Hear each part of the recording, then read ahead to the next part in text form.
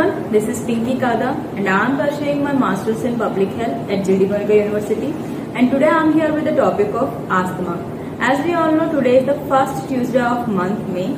It is set as World Asthma Day by WHO, which is World Health Organization. Coming to asthma is a disease condition where your airway or the respiratory tract get blocked or inflamed and creates extra mucus than the regular days, and also creates some difficulty in your breathing. Coming to symptoms and signs of this asthma.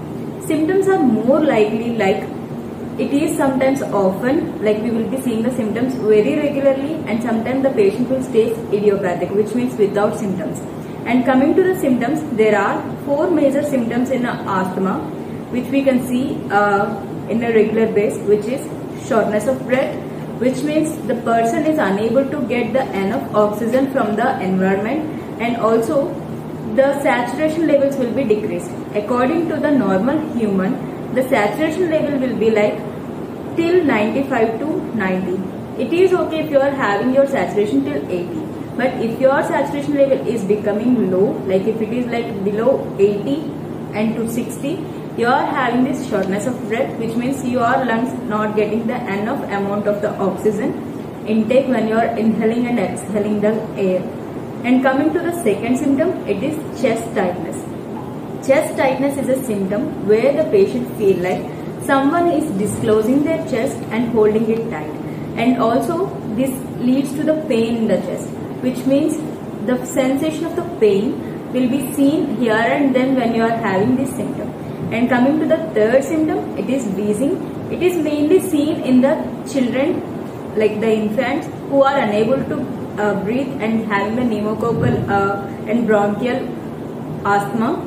And coming to the wheezing, it may be sometimes get to the older persons also. Wheezing is a condition where when your lungs are having no accurate or adequate amount of the oxygen, the lungs will produce a dry air, and which causes the sounding, which is called wheezing.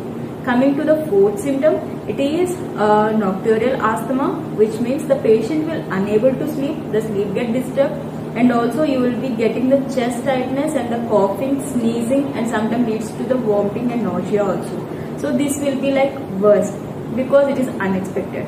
Coming to what were the reasons of these symptoms, or the what causes, like the causes or why it is occurring is like if you are working in the place where you are more exposure to the chemicals, which is called occupational asthma.